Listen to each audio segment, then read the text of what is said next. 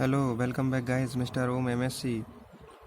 आज हम पाइला में उत्सर्जन की कार्यकी को देखेंगे, एक्सक्रीशन इन पाइला। तो चलिए शुरू करते हैं।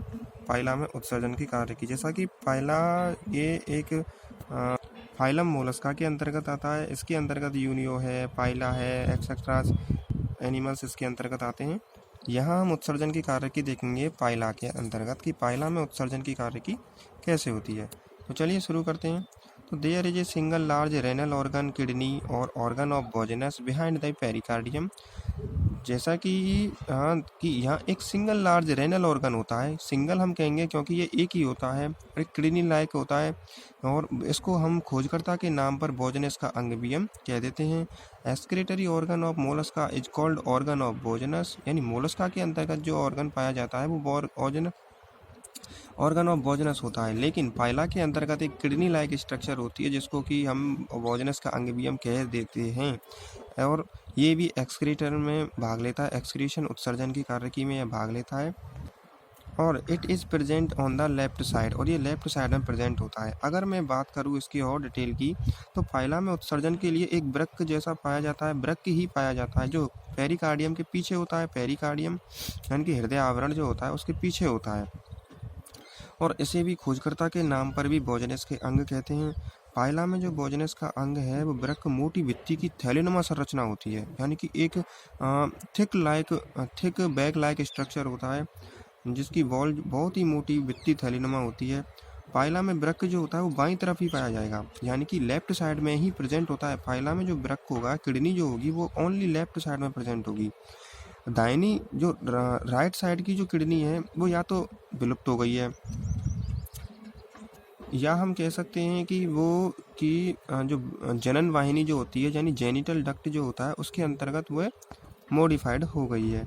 यानी कि रूपांतरण भी हो सकता है, इसका रूपांतरण भी हो सकता है क्योंकि ये केवल लेफ्ट साइड में प्रेजेंट हो रही है। अगर हम राइट साइड की बात कर रहे हैं तो वो या तो विलुप्त हो गई है, या फिर वो जेनेटियल जो डक्ट होती है उसके अंतर्गत वह रूपांतरित हो गई है, मॉडिफिकेशन हो चुका है। अब हम बात करेंगे कि इसके कौन कौन से ऐसे चैम्बर्स हैं जो कि इसकी एक्सक्रीशन में महत्वपूर्ण भूमिका निभा रहे हैं, इसकी कार्यकी को कर रहे हैं। तो उन चैम्बर्स की हम बात करेंगे। तो इसका एक चैम्बर होता है, one is the right anterior side chamber, जिसको एंटीरियर रेनल चैम्बर भी बोल देते हैं, एंटीरियर राइट सेंटर होता है। और इसका सेकंड जो चैम्बर होता है उसको हम बोलेंगे left posterior side, posterior renal chamber बोलेंगे। अब हम इन चैम्बर्स की बात करें तो जो राइट एंटीरियर चैम्बर है वो ओवल शेप्ड होता है, यानी कि एक और ओवल शेप यानी अंडाकार संरचना होती है और लाल रंग की होती है, रेड इन कलर होता है।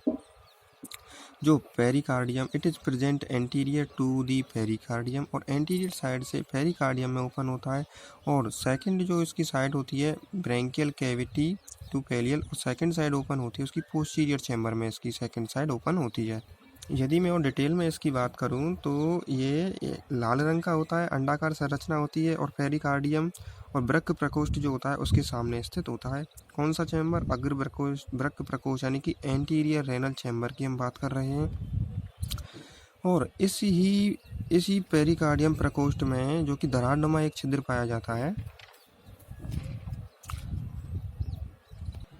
जो कि इंफीरियर फ्रंट ऑफ पेरिकार्डियम होता है, और ये कम्युनिकेट करता है कि पोस्टीरियर रेनल चैम्बर से लेकर के one end of while the other end opens into the mantle cavity through a slit like aperture near the epitaenia. अब जो राइट चैम्बर में जो प्रकोष्ठ मिल रहा है उसको हम कई सारी पटलिकाओं में विभाजित कर देते हैं, यानी पटलिकाएं होती हैं जिसके फर्श पर दो पटलिकाओं में विभाजित हो जाता है। और इसके अंतर्गत जो कैविटी पाई जाती है वो न्यूमरस लिमिटेड प्रोसेस होते हैं, जो कि which reduce the internal cavity on the floor.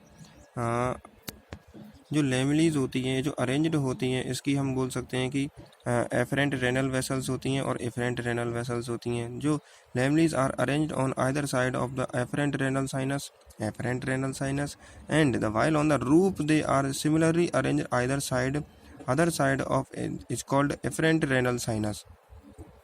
Okay, ये जो दोनों कोटर्स होते हैं, जो कि पेरी इंटरस्टिशियल साइनस होता है, ये क्या करते हैं कि दाहिनी शाखा होती है और ये कई शाखाओं में यानी पटलिकाओं में विभाजित होकर दोनों सतहों को रक्त पहुंचाती है, जो कि एंटीरियर को और पोस्टीरियर दोनों को ही ये रक्त पहुंचाती है, ब्लड की सप्लाई करती है। अब हम बात करेंगे कि इसके सेकंड चैम्बर के बारे में, जो कि पोस्टीरियर रेनल चैम्बर कहलाता है। तो चलिए शुरू करते हैं। पाइला में सेकंड चैम्बर होता है जिसको हम लेफ्ट पोस्टीरियर चैम्बर के नाम से जानते हैं, जो कि ये ब्रॉड लोब होता है और ब्राउन कलर में होता है और ये present on the left side of hepatopancreas, और ये हेपेटोपेनक्रियाज के स्थित होता है, वहाँ के लेफ्ट साइड में यह प्रेजेंट होता है, जिसके अंतर्गत आंत और जो जनन वाहिनी जो जेनिटल डक्ट होती है वो कई कुंडलियों में पड़ी हुई रहती है। और इस प्रकोष्ठ की जो छत होती है, यानी कि इसी जो प्रकोष्ठ की जो छत होती है, इसी छत में एक वाहिकाओं का रक्त वाहिकाओं का जाल बिछा रहता है, कई सारी बहुत सारी अनेकों रक्त वाहिकाओं का जाल बिछा रहता है, जो कि पेरिकार्डियम गुहा के अंतर्गत खुलता है। और इसी पेरिकार्डियम गुहा में खुलने वाले छिद्र को जो वृक्क हृदय आवरणी छिद्र को कहते हैं, वृक्क हृदय आवरणी छिद्र इसको कहा जाता है। वृक्क हृदय आवरणी यानी पेरिकार्डियल स्टेज, जो यहाँ पर छिद्र जो पाया जा रहा है, तो इसी छिद्र में यह खुलता है। और पश्च वृक्क प्रकोष्ठ हृदय आवरण पेरिकार्डियम से एक खड़ी पट्टिका के द्वारा ये अलग रहता है। इन दोनों को, जिसको हम रेनो पेरिकार्डियल सेप्टम कहा जाता है, यानी ये जो इसका चैम्बर हुआ, ये रेनल पेरिकार्डियम सेप्टम इसको हम कहते हैं। अब हम बात करेंगे फाइला में एक्सक्रीशन की फिजियोलॉजी के बारे में, कि ये उत्सर्जन की जो क्रियाविधि हो रही है वो किस तरह से हो रही है। ये बहुत ही इम्पोर्टेंट है, क्योंकि ये फाइला जो होता है ये दोनों प्रकार का होता है, यानी कि अमीनोटैलिक भी होता है और यूरिकोटैलिक भी होता है। जब इसमें मेन पॉइंट ये है कि ये अमीनोटैलिक जो होता है ये कब होता है कि अमोनिया का उत्सर्जन करेगा, क्योंकि ये बोथ वाटर में भी रहता है और टेरेस्ट्रियल दोनों में रहता है, ये जल में भी और थल पर भी। अगर ये जल में अगर रह रहा होगा तो ये अमोनिया का उत्सर्जन करेगा, और अगर टेरेस्ट्रियल में यानी थल पर रह रहा होगा तो ये इनसॉल्यूबल अघुलनशील यूरिक एसिड का ये उत्सर्जन करेगा। तो अब हम इसकी क्रिएशन, एक्सक्रीशन, फिजियोलॉजी के बारे में देखेंगे कि इसकी फिजियोलॉजी ऑफ एक्सक्रीशन कैसे हो रहा है। तो बोथ ऑफ चैम्बर्स, यानी कि लेफ्ट पोस्टीरियर चैम्बर और राइट पोस्टीरियर चैम्बर इसमें आ जाएंगे। उसमें जो फंक्शन हो रहा होगा एक्सक्रीशन करेंगे। इसमें क्या होगा कि जो ब्लड इन चैम्बर्स से आ रहा है उनमें से नाइट्रोजनस वेस्ट को अलग कर दिया जाएगा, यानी कि जो इन चैम्बर्स में जो ब्लड आया उसमें से नाइट्रोजनस वेस्ट को बिल्कुल सेपरेट कर देगा, बिल्कुल अलग कर देगा, और पोस्टीरियर चैम्बर में उस ब्लड को भेज दिया जाएगा, जहाँ से नाइट्रोजनस वेस्ट को और अलग कर दिया जाएगा, और आगे उस ब्लड को एंटीरियर रेनल चैम्बर में भेज दिया जाएगा। जो नाइट्रोजनस वेस्ट अलग हुए हैं वो न्यूक्लियर ल्यूब से होते हुए एग्जिट हो जाएंगे बॉडी के आउटसाइड में, यानी कि बाहर कर दिया जाएगा। किसको? जो वेस्टेज पदार्थ है, जो नाइट्रोजनस वेस्ट है, अमोनिया और इनसॉल्यूबल यूरिक एसिड है, उन दोनों को बाहर कर दिया जाता है। तो दोबारा देखते हैं हम फिजियोलॉजी के बारे में।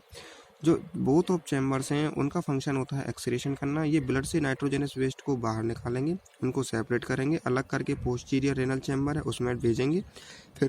फिर वहाँ से नाइट्रोजनस वेस्ट है उसको एंटीरियर चैम्बर में भेज दिया जाएगा। उसके बाद न्यूक्लियर लोब से होते हुए बाहर बॉडी से वेस्ट कर दिए जाएंगे। So thank you guys. आज हमने देखा कि फाइला में उत्सर्जन की कार्यकी के बारे में और फिजियोलॉजी के बारे में, और ये बहुत ही इम्पोर्टेंट है कि इसमें एक शॉर्ट नोट के अलावा ये डिटेल में भी क्वेश्चन आता है, जो कि 10 नंबर का भी होता है। तो आज हम इतना ही जानेंगे इसके अंदर। तब तक के लिए धन्यवाद। Bye bye.